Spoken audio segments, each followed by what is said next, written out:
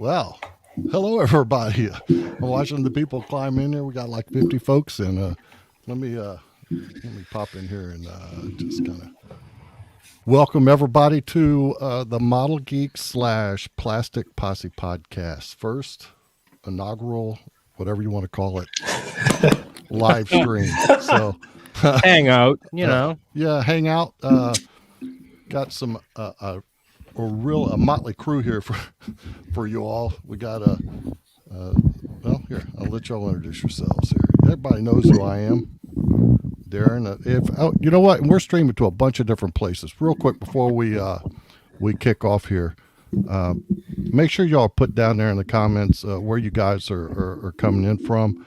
I saw just a few minutes ago that we had before we kick off here. All right, who's got the volume up? Frilled up. Nope, not me. I was just getting ready to say it was Whitey. Let me see here. Oh, nice.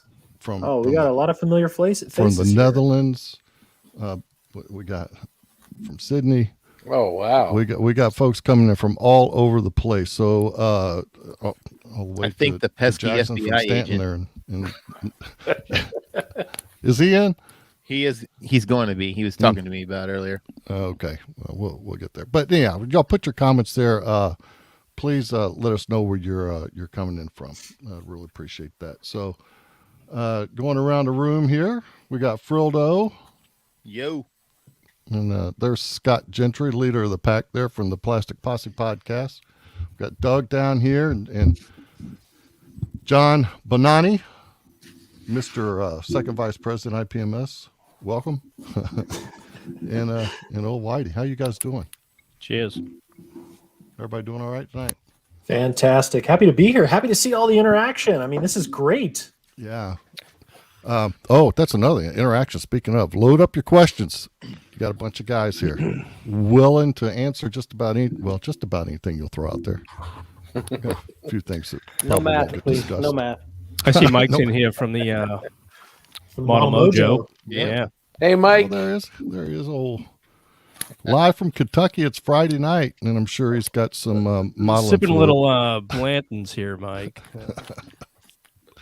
What's Mike's modeling fluid tonight? Yeah, that's a good question. Basil Hayden, I bet you. Yeah. It's the weekend. Gotta enjoy it. That's right. So let's go around the room and just kind of kick things off here. Frildo, Yo. what you working on, man? What do you got going on?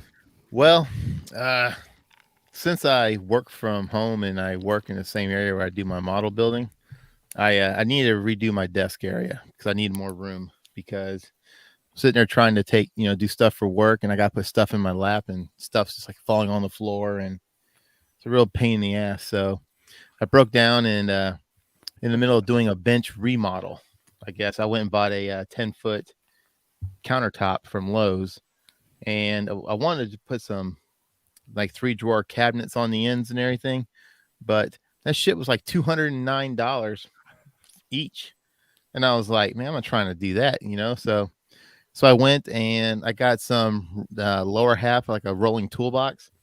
Those were only $139 each. So I got a couple of those to put underneath it. And just to kind of dress things up down here, give me some more room. But when I wasn't doing that, I was messing around with the Trumpeter 48 scale MiG-15 UTI. And so started out, I was this is going to be, I guess, my my rant of the week is last year when Badger had their birthday sale, I hopped on and I bought the Sotar 2020. Everybody's raving about them, how it's the bee's knees and all this. And so I got the 2020 version. And so I go take it out to use it for the first time because I want to do the camouflage on this thing with it. And I'm getting blowback through the color cup, and no matter what I did, tighten up all the nozzles and everything, I was still getting it. Yeah, you were supposed to bring that by. I know. I was in the woods. I was hunting today, and by the time I got home and get on here, it was a little late. So I'm messing with that, and it kind of just grinds my gears that, airbrushes aren't cheap, and you buy one, and you go to, shame on me for, I should have broke it out when I got it just to make sure the damn thing worked. Yeah, and but it's probably something pretty simple. Well, We'll I took take a look at it. Bring it over here tomorrow. Yeah, and I took it to Scott's house the other night and came down to the nozzle, the little bullet shaped thing that goes in the end. So, but I wanted to try a known good nozzle combination with my body. Yeah, and so that's why I know Scott's busy with anniversary stuff this weekend, and so I was going to hit you up, Darren, to go over there and swap parts around. Yep, I've got one we can. Hey, we got a comment here from Robbie for JB there. Tanks are cool. Now he has a Stug 3 and a Panzer 4.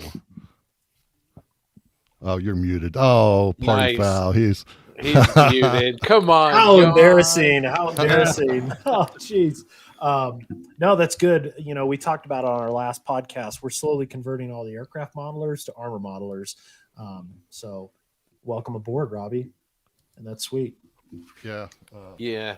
Hey, Frill, on that Badger brush, if you can't get it sorted, one thing I can tell you, I've got 3 different Sotars. Badger will take care of you for sure. Absolutely. Ken runs a great company, and agreed, you shouldn't have any, the issues, but if you can't get it sorted, he'll take care of it for you. Well, so I was looking at their warranty and everything, and it's, a year warranty from date of purchase. Well, I bought it in June of last year, and because it was their birthday sale, you're on a wait list, and so I got it in October.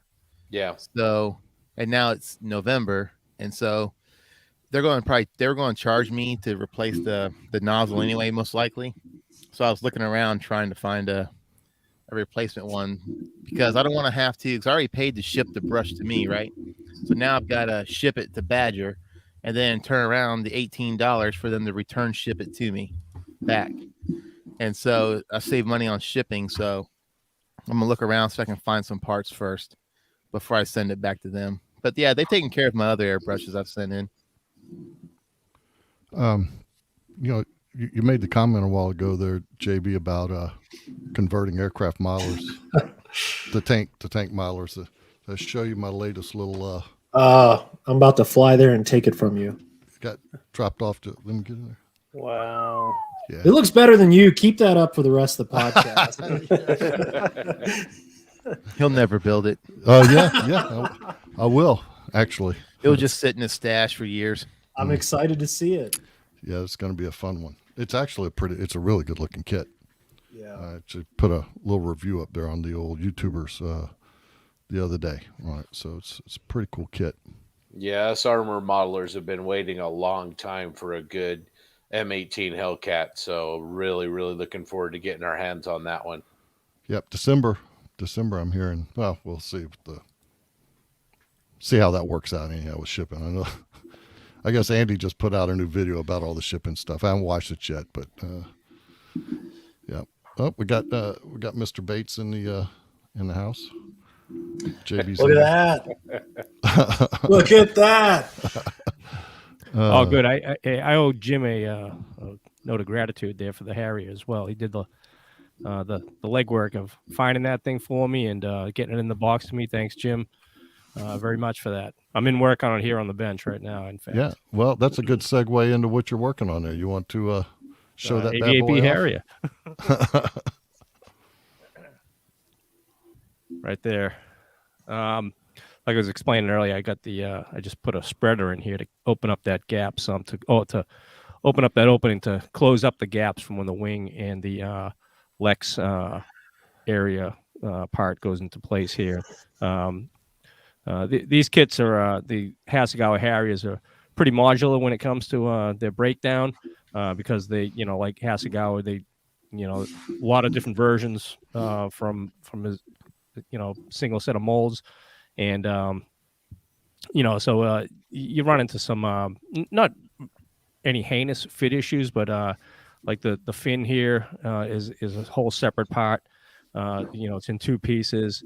The tail, the tail boom, nose, of course. Multiple different noses configurations with that kit. But overall, the center section of the fuselage all goes together really nice. That whole underside here is all one piece. Fits in there really snug. A little bit of clamping back here in the speed brake, air brake area to get that body pushed into place, but nothing major. Great kit. But again, appreciate it, Jim, for keeping an eye out for that and getting it boxed up and sent my way. Appreciate it. Let's see here. Scott. Yeah, Tell us what's going on with the posse. Yeah, I don't have anything to show off tonight, but I am over in Denver at the brand new Casa de la Banani. Yeah, over here hanging out with John. We're going to go over to Colpar Hobbies tomorrow for a model show and meet up with some of the local guys here in Denver and have a great time. Looking forward to it. So good stuff. John. Yeah, what's going on with me? I'm not on mute, so I guess I could speak. So that's good. But no, for what's going on with me, bench is still in pieces upstairs. Scott had seen it. We're down in my basement right now, as Scott mentioned. I just got the keys last Thursday. I did do some painting, not on a model, but on a couple, teenage girl accent walls. I didn't think the fuchsia really fit the modeling bench, so those were covered up with some not dunkelgelb, but it was a tan, so it's close enough. But no, everything's going good over here. As Scott mentioned, we'll be over at Colpar Hobbies tomorrow in Denver, Colorado. Really excited. We got a couple guys in the local area meeting us there, so super excited to see their works. Super excited to meet them in person, actually. And then during the day, we're going to take a trip over to Aberdeen Books, which is probably the best bookstore in the United States. I think I'll do a live from there tomorrow. I'm telling you, unbelievable selection of books, everything from armor, aircraft, from the dawn of mechanized warfare all the way up into modern day, and it's campaigns, detailed books.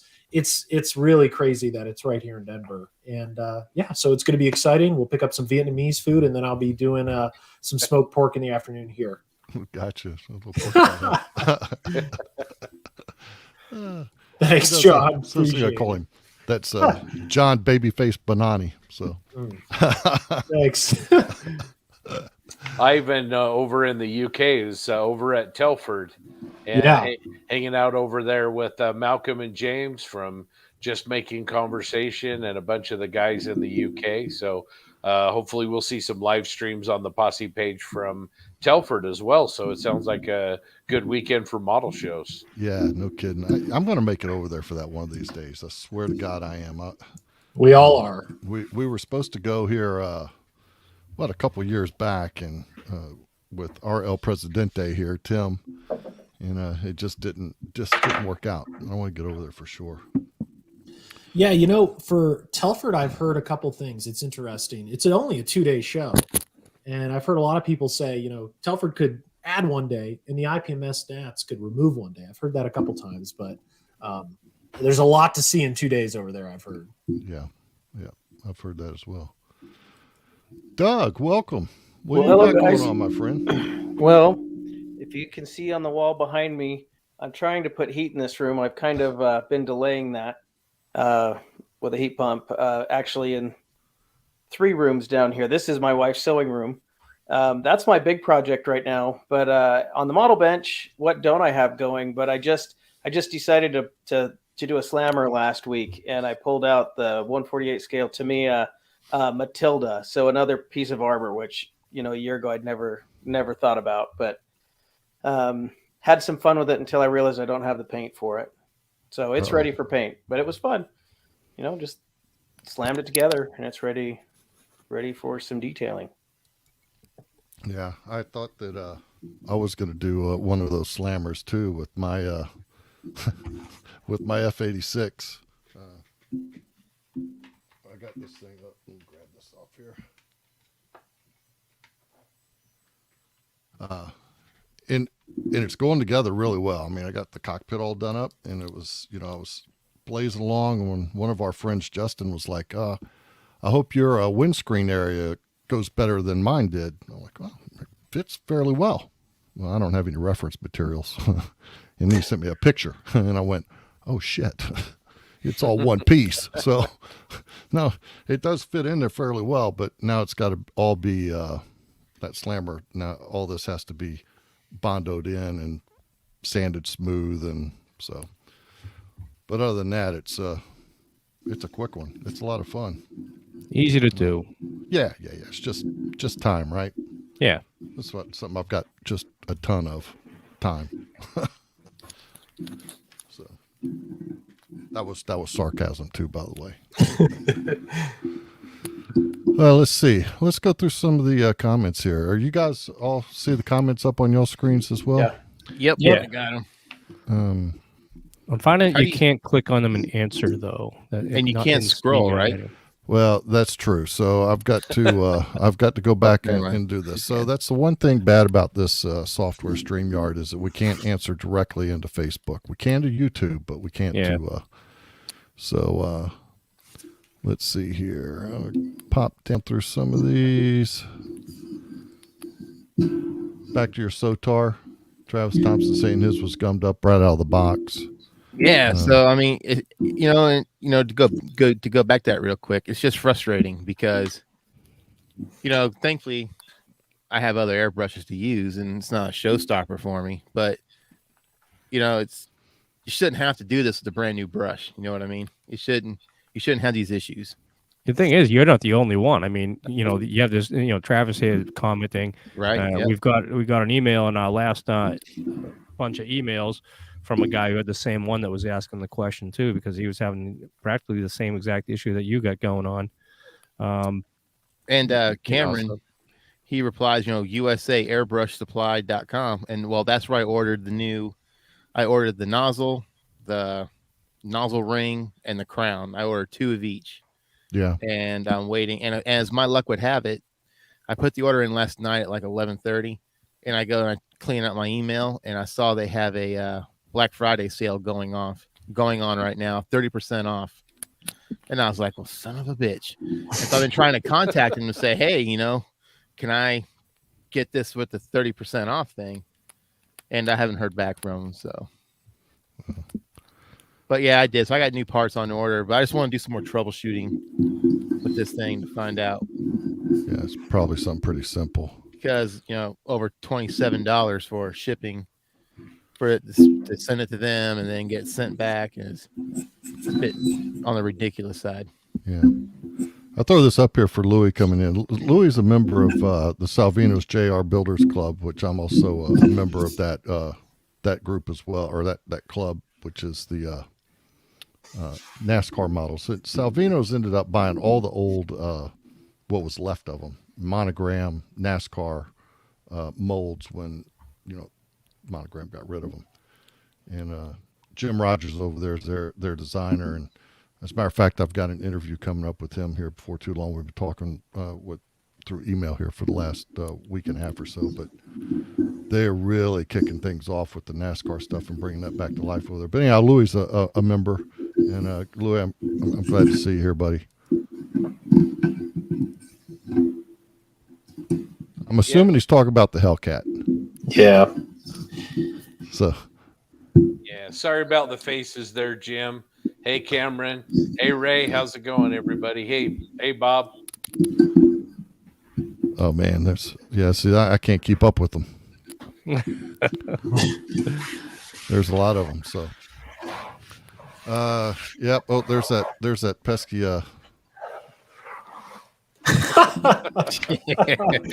Savage. That's that pesky FBI guy. Yeah. Who let the feds in the house? There's a Narc here. Yeah, there's a Narc here. So don't worry, we're not peddling border models, pirated Lancaster. So no, we're not. Oh man, did you guys take the time to read that Facebook post? That was ugly. How not to do PR in a Facebook post. Man, Porter went on there and just laid out like, boom, this is how we did it. And I guess when you don't pay people money you owe them for doing work for them, I guess that becomes their property and they can sell off to whoever they want. Yeah, but the stick is going to be that the guys that developed that, it's the whole intellectual property thing is going to be the argument, I think. You can cut molds, but then at the same time, you know what? It's a Chinese company. They're going to do what the hell they want. No one's going to do jack. I mean, they're not going to stop. They're not going to not ship them, right, and make them. Yeah. They said they had to. I think the Chinese law and what the actual purchase orders and contracts are probably what none of us will have access to, and that's really going to determine. But I suspect being in China, the Chinese will have the home court advantage in that. So care about your feelings. Matt says it looks like I'm remote from an Apollo lander here with my he's got the LMI. What is it? LMI blanket? That's to keep the government from listening to my brain down here in the bunker. It's Faraday cage. He's got it all built up down there. Yeah. This is my workspace. I'm in my basement, off on the side of a, what do you call it? Utility closet. Yeah. Behind me is the TV in room. the closet. So, they stuffed me back here. I actually like this space. I have the option of I got 2 empty bedrooms on my upper floor. Guest bedrooms. And I have the option of using one of those as an office / hobby room, and I just don't want to do that. I'm good down here. It's a tight space. I have a small bench. I think if I had anything bigger than that, I'd have just more shit lying around on it, So it's good that I keep it small. It's plenty of room to work on what I work on. Although building the 48 scale C130 in here was kind of a pain, getting it painted. But got it done. But yeah, I like having a small workbench. It just keeps things manageable to me. So I don't need a big joint. There's I have my display area out there in the main TV lounge area. So that's all I really need. I have a lot of workspace, and what it allows me to do is have a whole bunch of things in process and nothing done. Amen. See? Same boat. Yeah. Oh man, model officer. Oh, what'd he say? Put his comment up, Jared. Oh man. Hair highlights done live. I don't need to worry about that. I got plenty of gray coming in to take care of my highlights. I turn 52 tomorrow. Come on, man. Give me a break. I'm old. Am I supposed to have this much hair in my ear, though? That's my question to you guys, 50 and over. What the hell's going on there? Look at Pete here says we need a bar. Not only do we need a bar there, Peter, but we need a studio too. Yeah, Pete. Hashtag hurry up. Pete's the guy who I do the Hang It podcast with. That's his baby, and he needs to get that thing back up and going again, right, Pete? Nod your head up and down. Yep. Yeah, no. He actually just bought a place here not too far from me, but I think I could walk there in 10 minutes actually. And that or hitchhike on a Amish, buggy. Yeah, I could jump on a Mennonite buggy there, but yeah, he's doing a really nice bar down there, and a studio and garage, and got a lift, and it's really something to see. Jerry Whiteside asked about what circle cutter we use, and he said he remembers listening to it on one of our episodes, but doesn't remember. So Yep. It's the Shadow Hobby, the Shadow cutter. I get the old Works one. really well. Yeah, I love this thing, man. I'll never buy a wheel mask set again. Having one of these things. Nope, you don't need to. Yeah, so that's a good question. You guys with your road wheels and stuff. I mean, what have y'all found is the best way to knock those out in one big old big swack there at one time? Do y'all buy masks for those things, or you use the drafting templates, or just what's y'all's technique? John. He's muted again. He's muted. I'll unmute him. Oh, can't unmute a guest. His mic is not connected. Oh shoot! All right. Well, what I do, guys, is I black base the lower holes and just airbrush with a Sotar, a small detail brush like that. Just airbrush the insides of the wheels. I very rarely use any masking at all. If I do need to do some brush painting to kind of touch it up, I can. But with the weathering and everything, it usually works pretty well for me. But I'm sure John's answer would be much more elegant than mine. Are we back, John? Nope, doesn't. Doug, you're an armor modeler. What have you been doing lately on your armor? Just building on that little Matilda. I've got the M3 Grant ready to go. Just trying to wrap up my Spitfire for our group build, and I've got the M3 Grant, and I've got the Skyhawk ready to go too for the Geeks group build as well. Nice. Mike from Model Mojo is asking me what I'm sipping on. It's a little bit of a Blanton's. Got it cheap at the exchange, $40 for a bottle of that up there. That was pretty decent, from what I understand. Good price. So it's tasty. I like it. Let's see here. Chris was just saying they bought a. Go ahead. I'll let you pronounce that. Yeah, I can't Yeah. pronounce that. I can't pronounce cat. You And knowing pronounce that. That's crazy. and knowing Chris, it probably came from China or something. It's a little bit of quality in the shadow. Ooh, well, okay. Too rich for my blood. Yeah. I think Grant earlier was asking us, this would be a good question for everybody, what we were looking forward to building besides the M18 Hellcat. For me, I'm going to start off and say, make Doug mad. I can't wait to get that Revell 72nd scale Mandalorian Razor Crest, get my hands on that, see what that's all about. Yeah, I've seen pictures of it. I'm not a big sci-fi guy. I watch the stuff, but I just don't know the difference between all the ships and all that stuff. But that stuff Man, is that just thing is cool. gonna look cool. Yeah, again, not a sci-fi guy here, but love the Mandalorian series. I'll probably grab one of those just to put together for fun. And you could do a lot with it, with that metal finish, and weather it up, and darken it, and lighten it here and there, and rust streaks, and just whatever else you want to do with it, man. Well, if it's the quality that it looks like it may be, I'll buy one, I'll build it, and if it's as good as it looks, I'll have a couple more for the stash, because that's what I've got. A lot of Star Wars kits, because with Bandai especially, I never know if I'm going to be able to find one again. Took me 1.5 years to find another Y-wing after I built my last one. So I'll probably buy a couple. John will be joining us again in a minute. He had to reboot his computer. Apologize. Yeah, no worries. Yeah, I'm hearing some background noise like typing or something. Y'all hearing that, or is that just? Yeah, a little bit, little interference coming in somewhere. So Mike Basket, he mentions that the DIY placement of the scale is what sucks on the shadow cover, Yeah. and I think that's on the new one, Frill, right? It's Yeah. got like a sticker Yeah, with it the came with, like, graduates.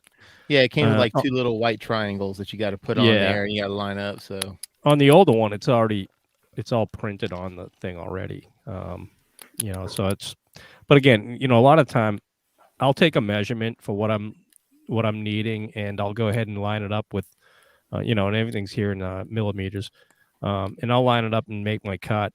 But I usually, before I go cutting on the product, the decal, the tape, the mask, whatever, I just grab an index card and I'll cut a circle out of the index card first and test my fit there. So it's kind of that's my method of using the thing. Is I'll take my measurement, ballpark it, and then use a scrap of paper index card and make my cuts, check it against the piece, and go from there. Had a great time with it. You all talking about tank wheels. I started into the Sherman for my Sherman build, and I got 24 wheels, road wheels sitting up here that are masked and painted already. Because, when I built that Russian one, the T-34, I just did typical armor, assembled it all, painted it, road wheels. I masked afterward, the outside of it, and shot it. But with the Sherman, though, the way those bogies are constructed, with the wheels being, enclosed in the carriage and all that kind of stuff, I was like, man, I don't want to do it that way, because it just looks like it's going to make masking that much more of an ass pain.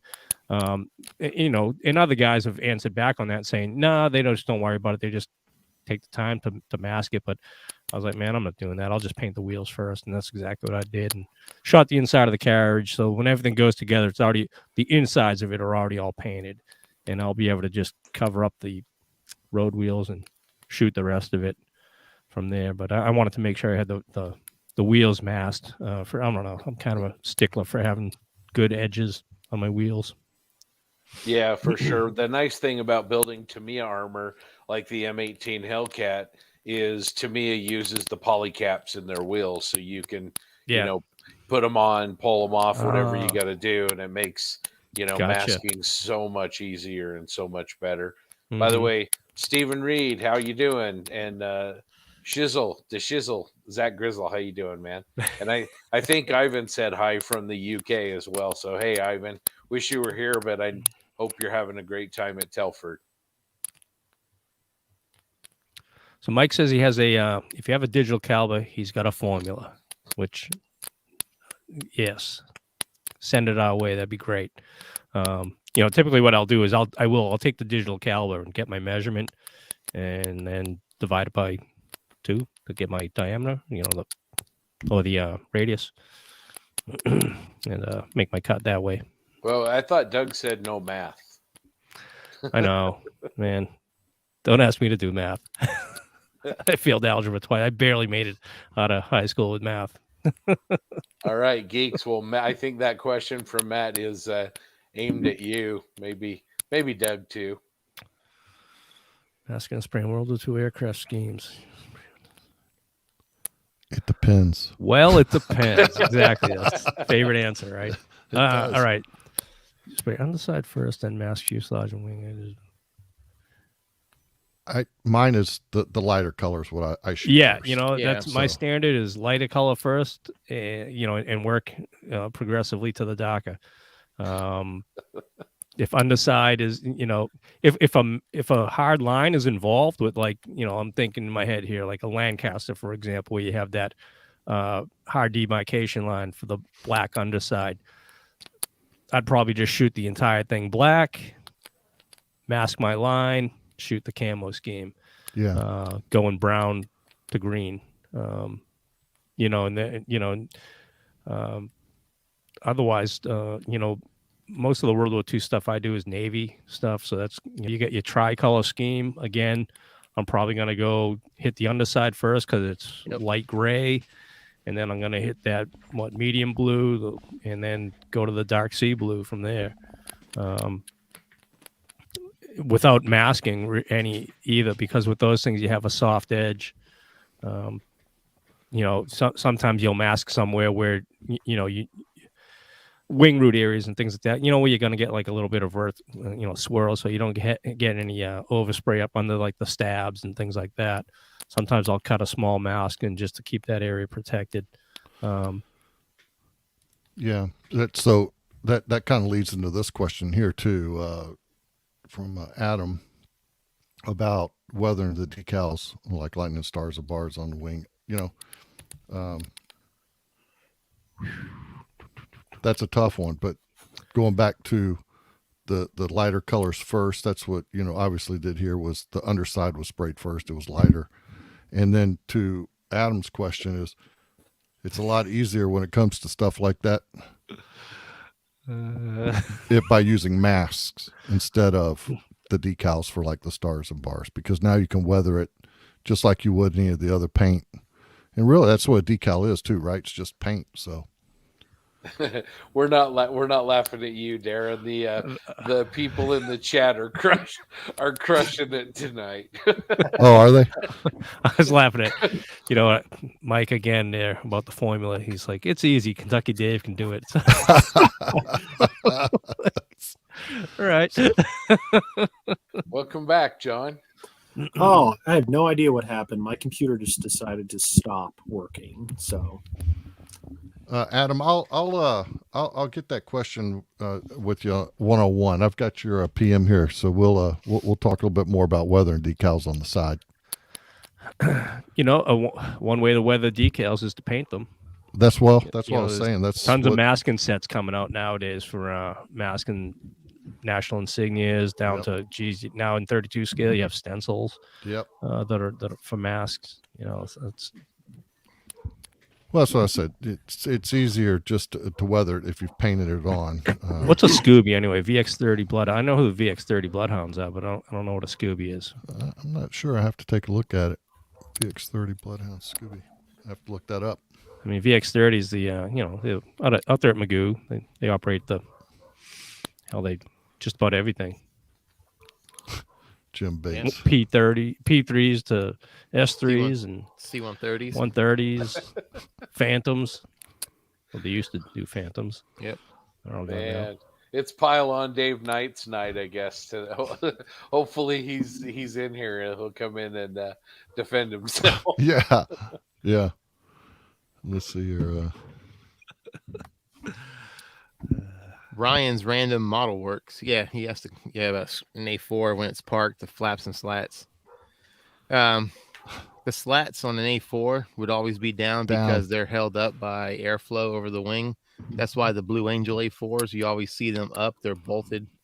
Yep. They're like bolted shut, so they won't open it slower. Because if one airplane's at a slower speed or whatever, it look kind of funny with one of them hanging down, the other one's not. And the flaps, I've always seen them on the ground. I don't know if the hydraulic, you always hear that, the hydraulic pressure bleeds on them and the flaps would drop. And I don't know, I've just always seen them down on the ground. So, yeah. Yeah, flaps the slats down. Gravity, man. We just had that debate somewhere else too, didn't we? Or not too long ago.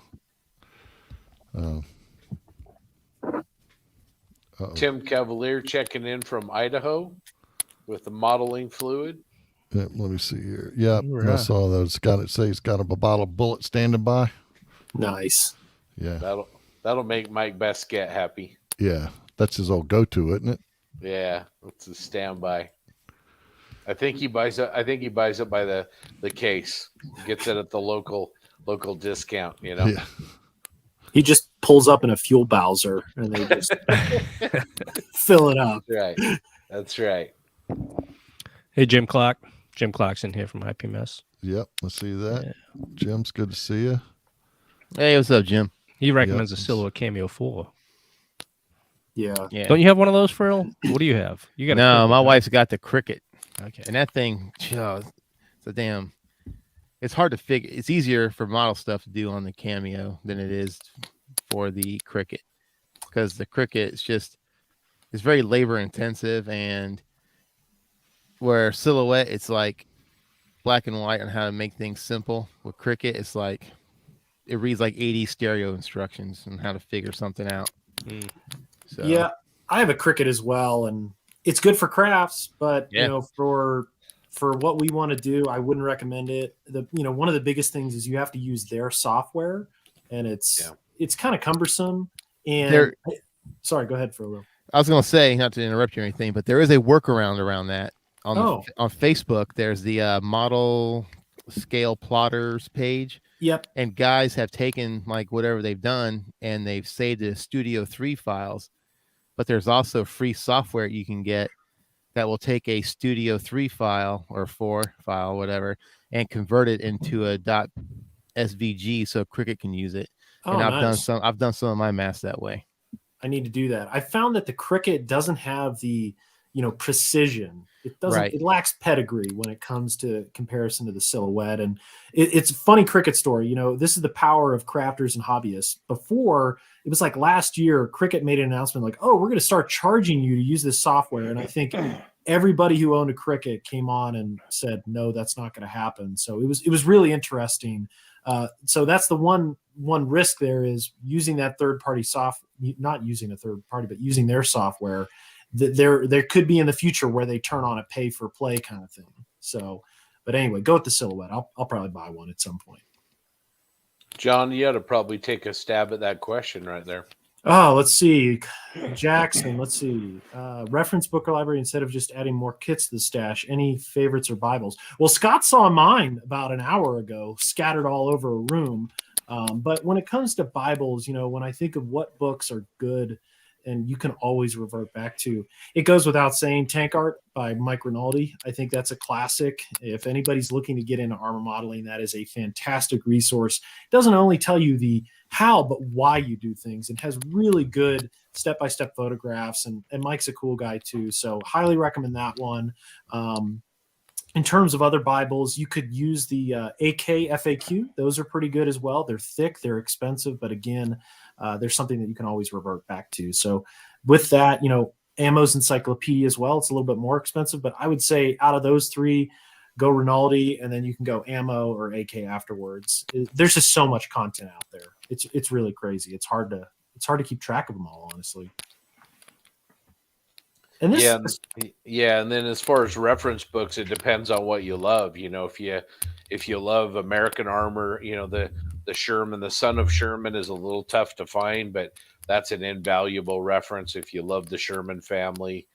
The Schiffer books that Jens and Doyle did on the Panther and the Tiger, are fantastic. Go ahead, John. I keep interrupting you. No, I'm sorry. I actually misread the question. I was thinking modeling books in terms of references. That, it's really hard to say which are the best. It really comes down to the subject matter because each vehicle kind of has its own reference. I know that makes no sense, but if you're doing a Sherman, Son of Sherman is the go-to. If you're doing a T-34, you want that thick red T-34 book. KV-1, you want Neil Stokes.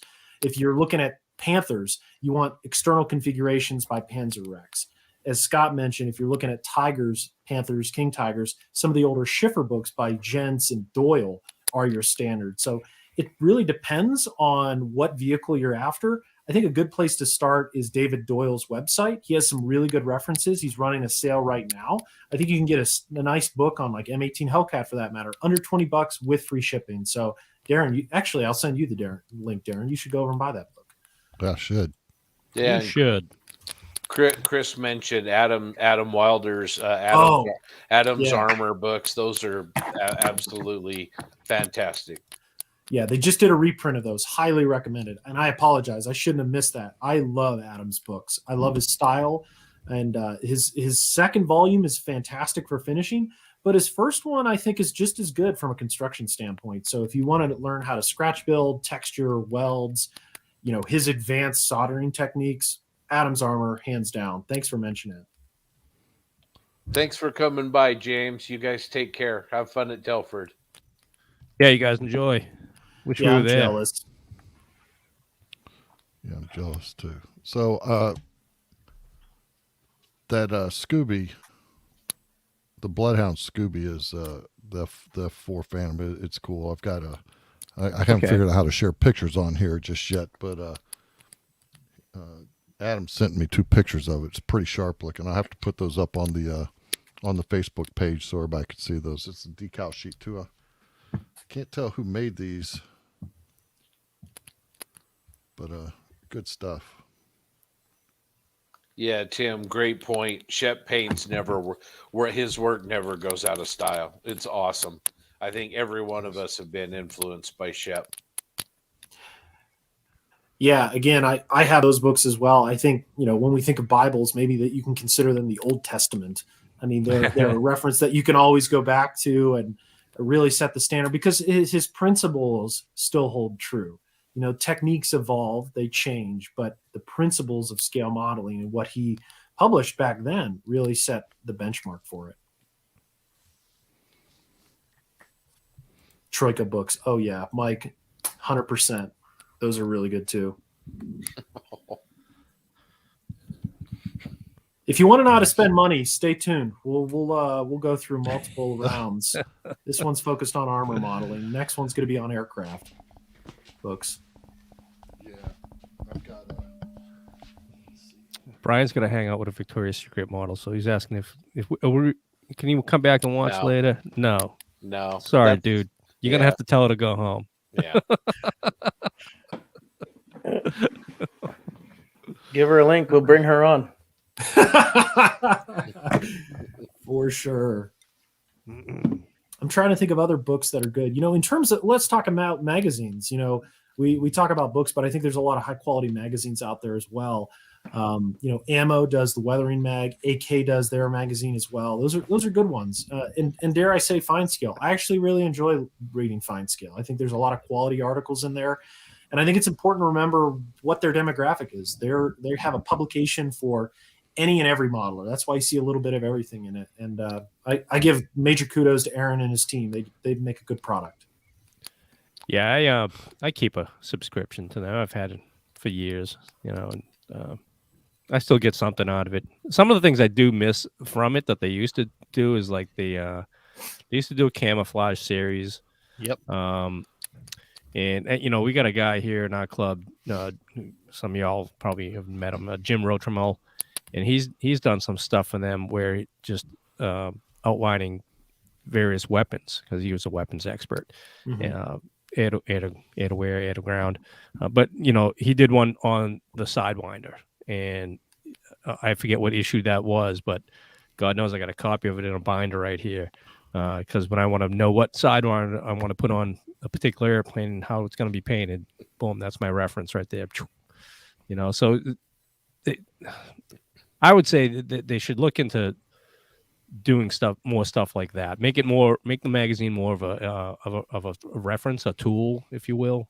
And that's what those camo, and then the bad, or like good and bad, I guess, like anything else, the internet kind of ruined it for them as far as, if I want to know what a camo scheme I'm gonna put on an airplane, it's a 2-second Google search, Vice. But, as far as for the magazine, it's a couple pages, and it's still going to be useful to somebody somewhere.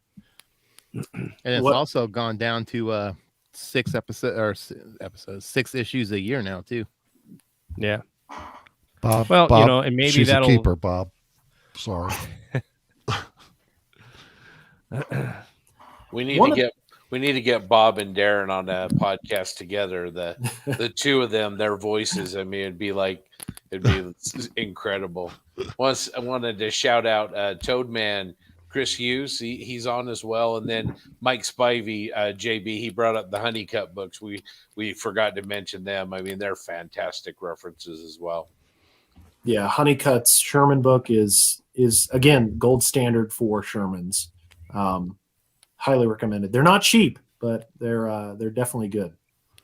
There's our good friend Rock. Good evening, Rock. How you doing, my friend? It's from Detail and Scale. Good to see you on tonight.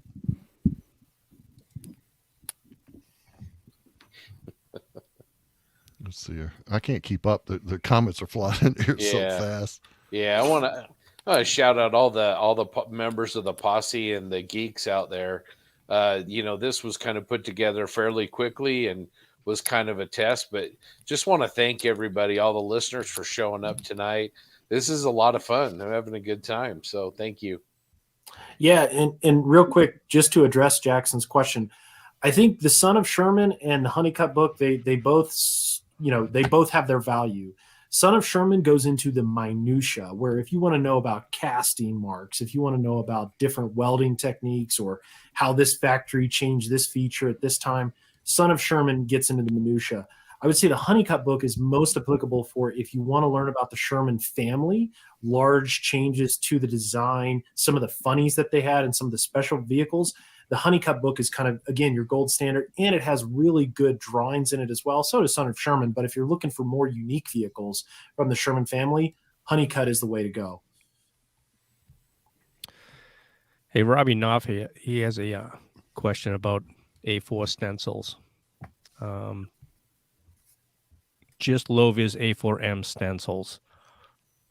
Man, I can't think of just a stencil sheet off the top of my head. I know AOA Decals does the high-vis data and stencil sheets. But for A4Ms, man, a furball sheet would be the Devil Dogs. Yeah, it's a nice sheet. I just got that sheet. It's beautiful. And then I'm thinking just there's not a whole lot of stencils on the low-vis A4Ms. Nope. When you think of it, I mean, you got your data, your intake warnings, rescue arrows, ejection seat markings, but other than that, there's not a whole lot of stenciling on those things. Yeah, so Chris Dirks says Two Bobs has them on some of their sheets as well. So if you they do. If you don't have any, Robbie, hit me up and I've got quite a few A4 sheets. I can send one to you. Not a problem. So question for the A4, if I'm looking for a canopy mask, where do I go? Who's got the best one? I'd say Eduard. Okay. Yeah.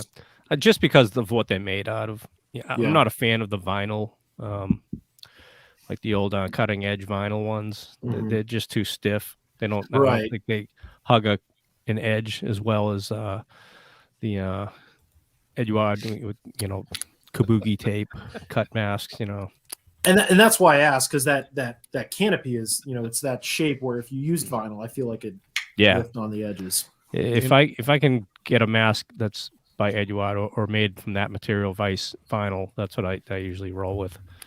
It's gonna hug an edge better. Nice. Bob agrees with you. So, Darren, which one is better, vinyl or tape? Well, it depends. There you go, John. We got Not your what back, you're man. wearing. It depends. Well, that depends too. How long is the flight?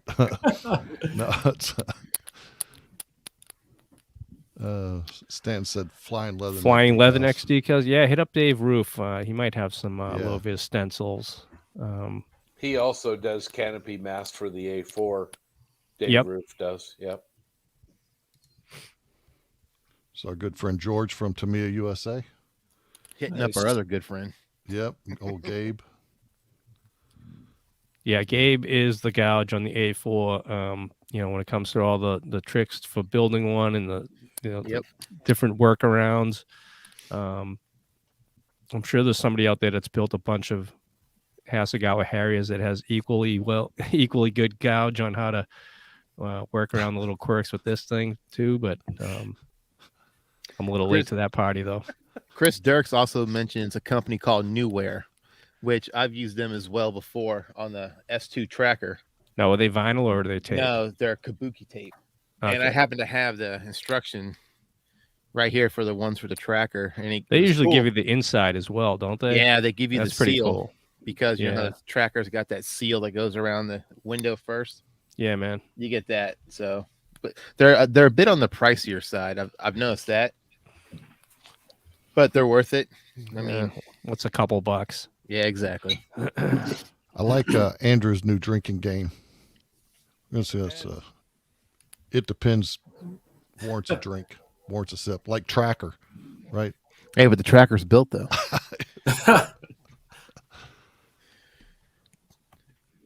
Actually, the tracker's sitting. It's in a depot maintenance.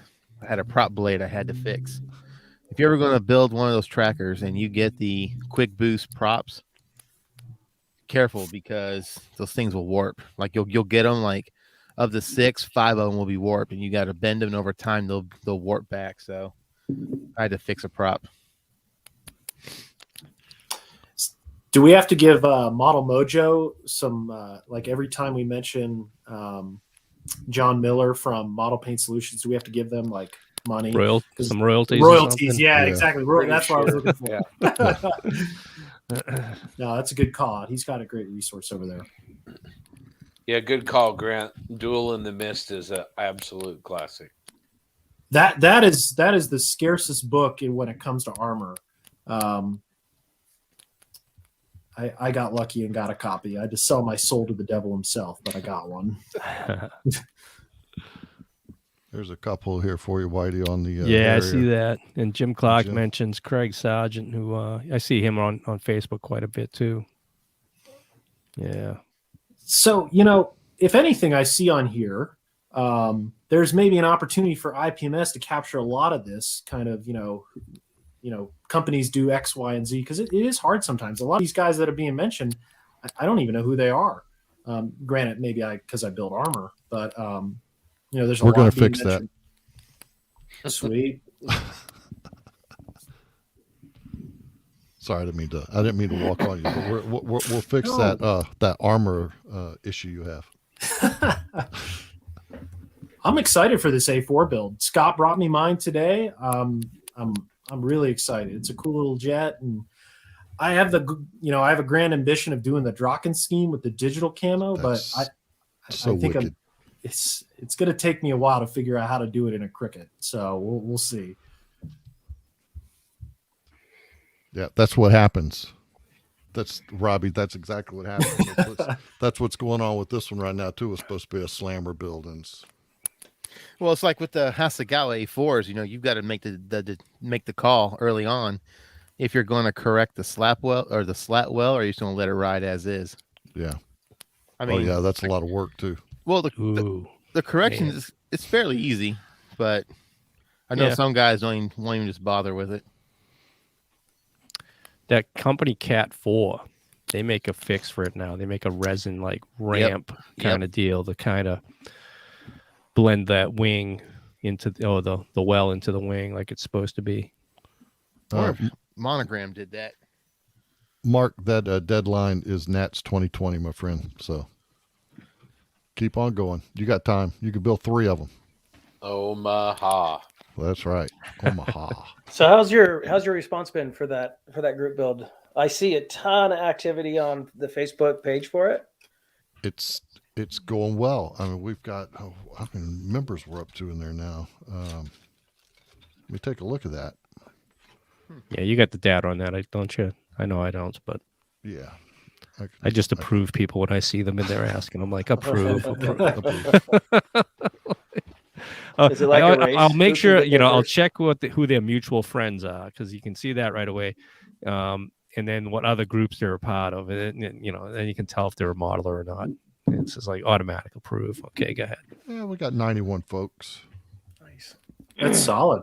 Yeah, just solid. That's Somebody who was talking about the, I don't know if it was a post or some, you guys from the Triple P were mentioning, this Sherman build. Somebody was out there was mentioning that they hope that one of the modeling magazines gets on that at the show, because it's probably going to be the largest collection of Shermans in one spot at one time ever, model wise. Or I can't remember where I read that. I read that somewhere or heard it mentioned. Yeah. Man, I hope somebody's got an article in mind or.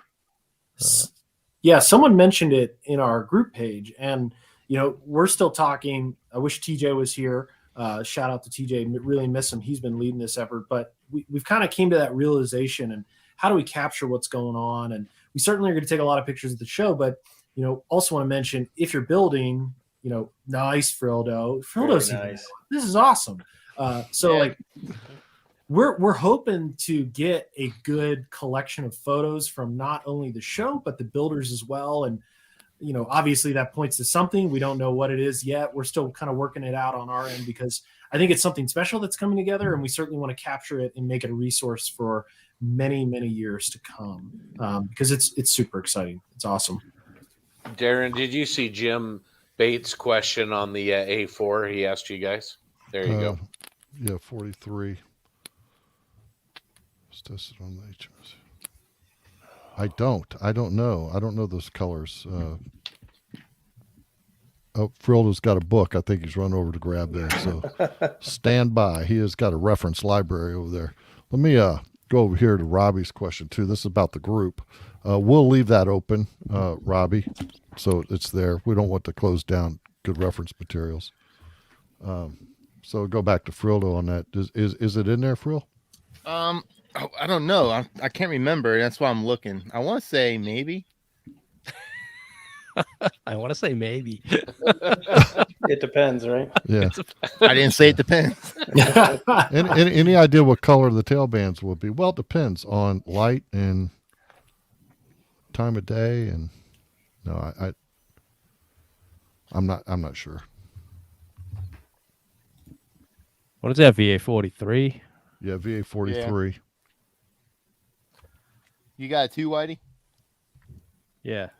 This is comical. I think I see the same page flipping on both screens. Probably.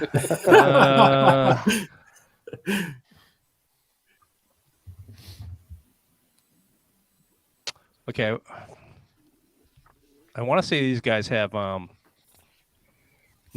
I'm not sure what there's a photo here of a VA43 A4 and yellow tail bands is what these guys had, but I don't know what year they were testing it on the Bonnie. If you got that kind of gouge, then that'd be more helpful, because this is a real early A4 DTAC 1.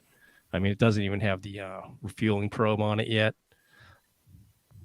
And if you want decals for this particular one, again, that Cat 4 company makes a decal sheet and a conversion to do an A4 DTAC 1 Skyhawk.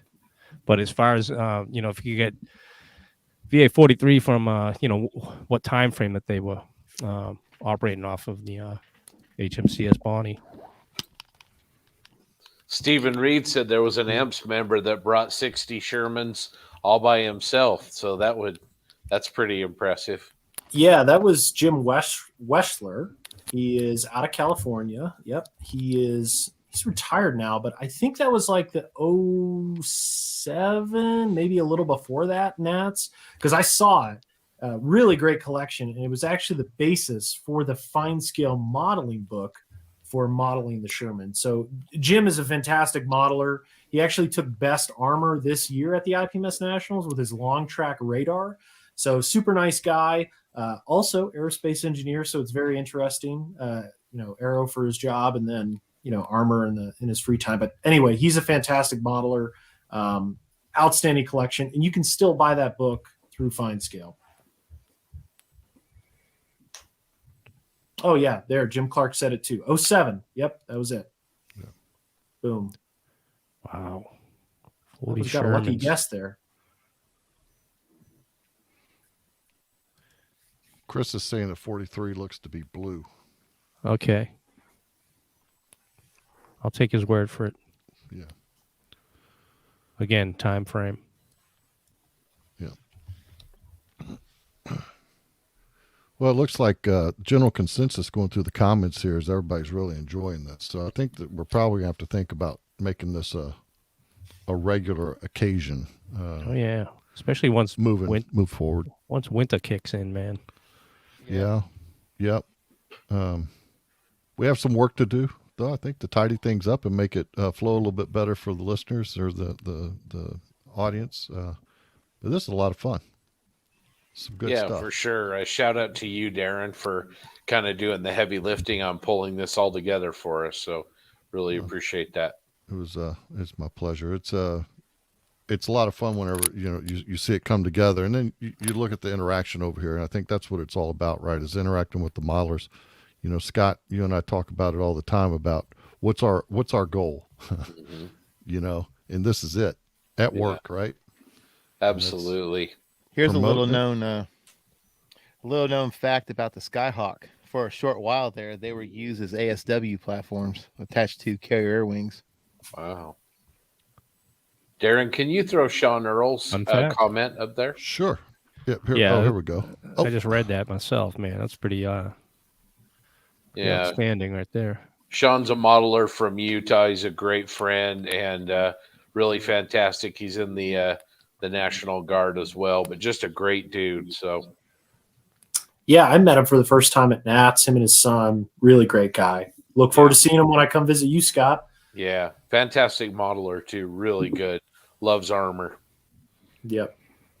So I love George's question, and it's paired with Mark's. I don't think I'll be in AMPS Atlanta in February. I wish I could, but my February show, I think I'm heading up to see Jim Bates up in Seattle, and Scott's going to join me because tickets to there from Denver are like only $175 round trip. So I think I'm going to hit up that show in February, but AMPS Atlanta would be good.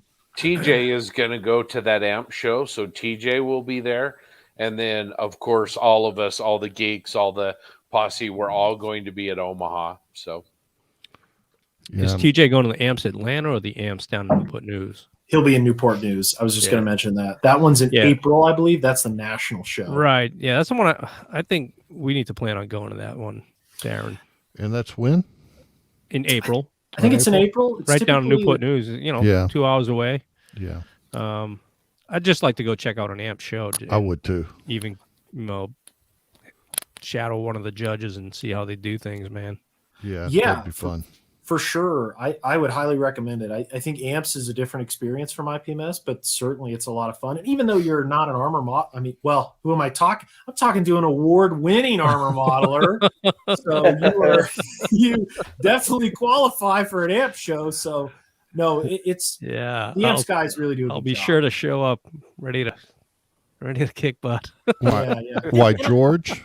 Yes, I am heading to Model Fiesta, and I think Scott's going to be going. Nemo is going to be going as well.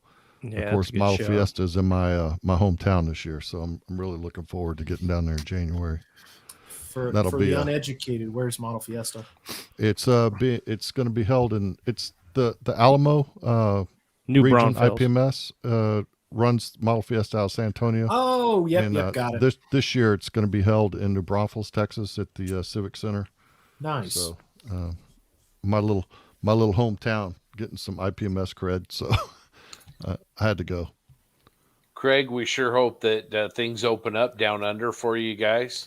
I know you've had a couple of shows down there, but hopefully things get better sooner rather than later. We've all missed them. They're so much fun. I think I'm gonna try and make JaxCon this year too, because I know the wife wants to go back home to Florida for a little bit, and just trying to figure out when we're going to go. And I think JaxCon's like I think the first weekend in February. Yeah, you know, Gil Hodges puts on a good show there. That's always a really nice show.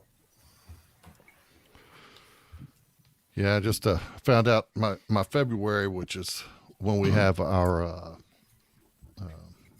Richmond. Yeah, Richmond, the Old Dominion Open up here at the racetrack, and I'm gonna be overseas for the whole month now, February. Oh man! So get that long ass 14-hour flight. Gotta love it, man. It's on the 26th, though. You sure you're not going to be back by then? I think it's the 26th. Yeah, I think I'm kind of screwed. I'll probably be getting back right about that time. Let me see here, and that's February. That's you the worst. say, yeah, 26th. Yeah, I I believe will it be. is. I'll be flying home on the 25th. Oh, well, okay. Well, fly into Richmond and Go grab an straight. Uber, Yeah, and then you can. We'll give you a ride home. I might be able to make it. We'll see. I'm gonna be tired, man. That's a long flight.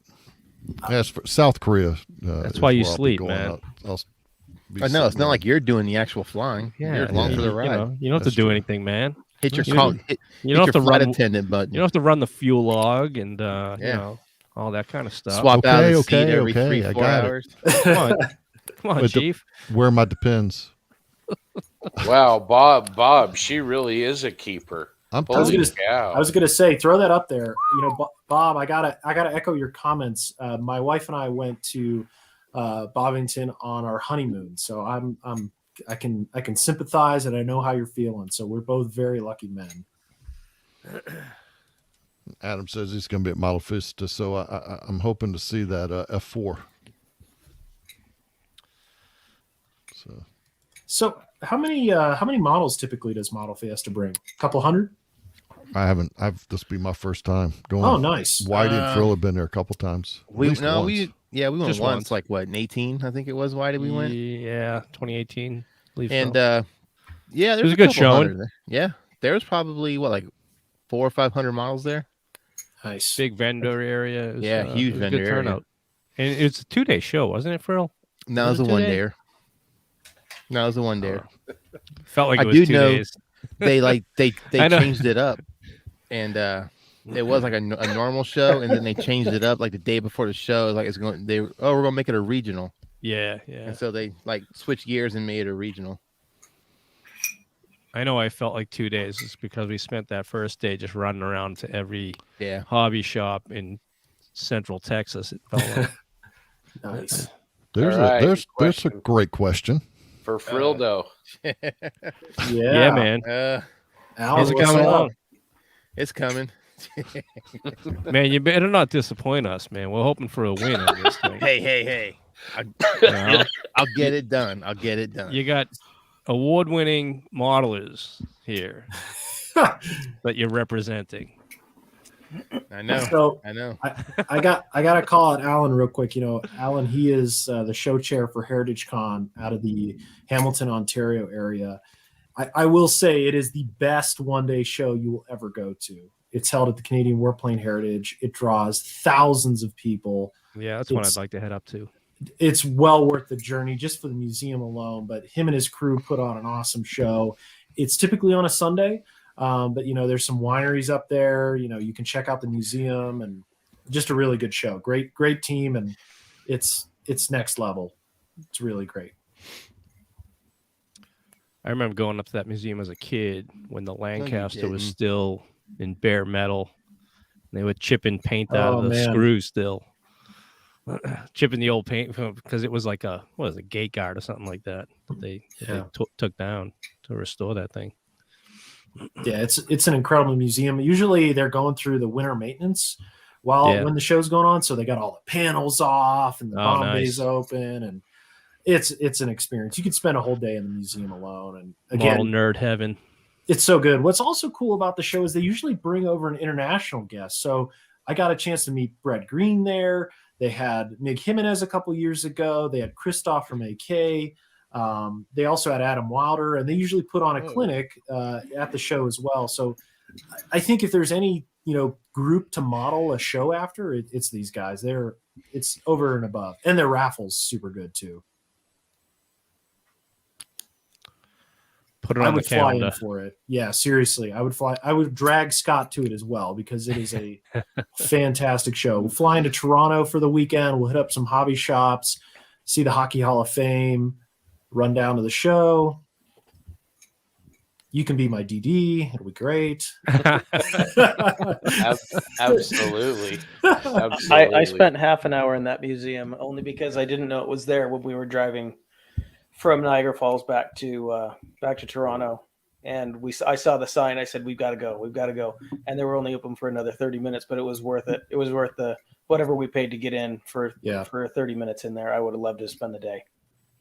Yeah, the first time I was there, I was in high school with my dad, and I remember we're in the museum, and then all of a sudden you hear this rumble overhead, and it's like, that's 4 Merlins, and then like you run outside, and the Lank lands, taxis up like literally 5 feet away from you. It's an unbelievable place.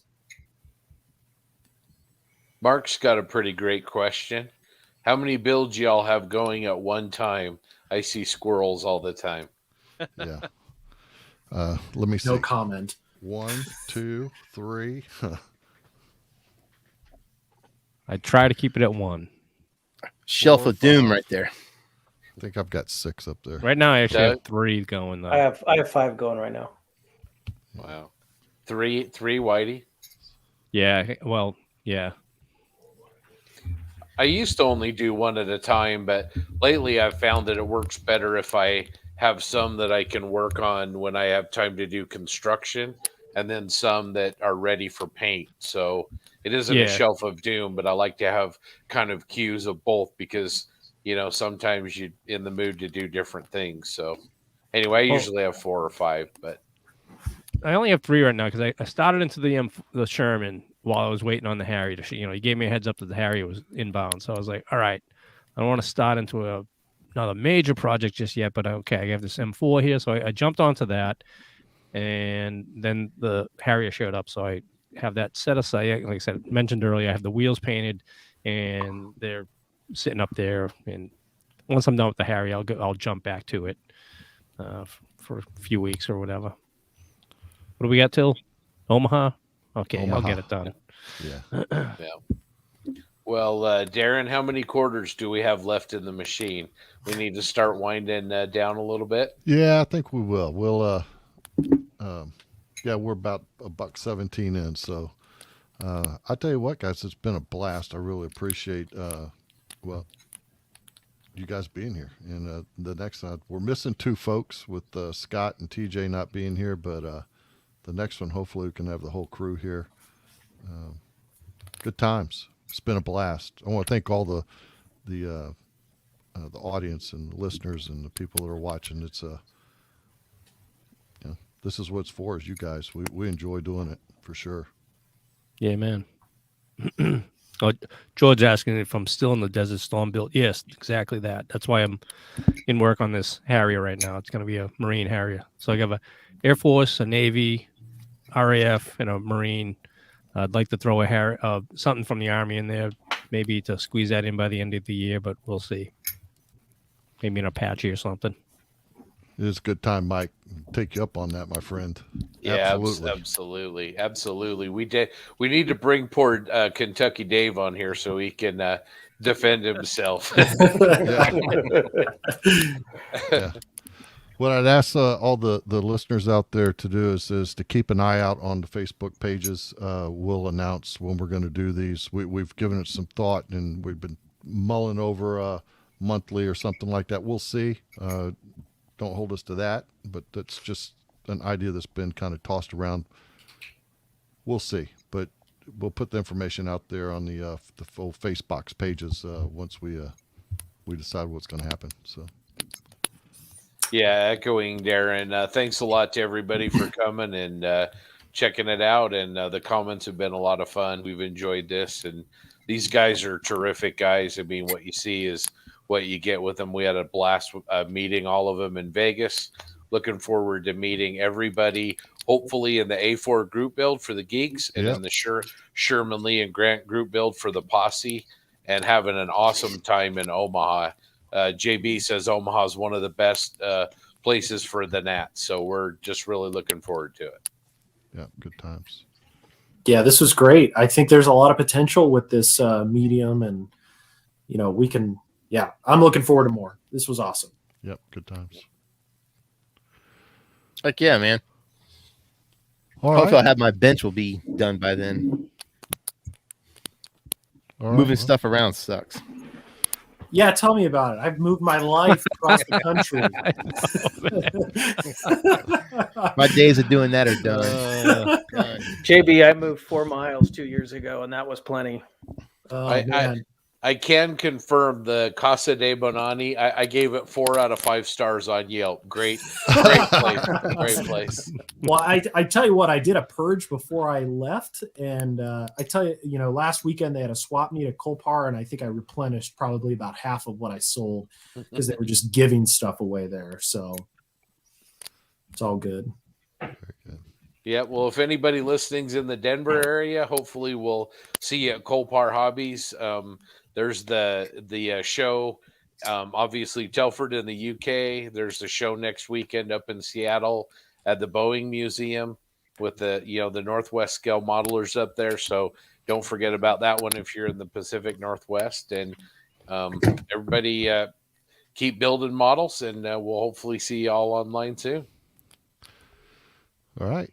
So I think that's it. And with that, we'll just say out from the geeks, and who's going to get out the yeehaw? Oh, I hear Frill is the guy. Come on, Frill. Come on. There you go. All right, everybody. Y'all have a good evening. Thanks, Thank you all. everybody. This was Good great. night. Thanks, everybody. Take care. See you, man.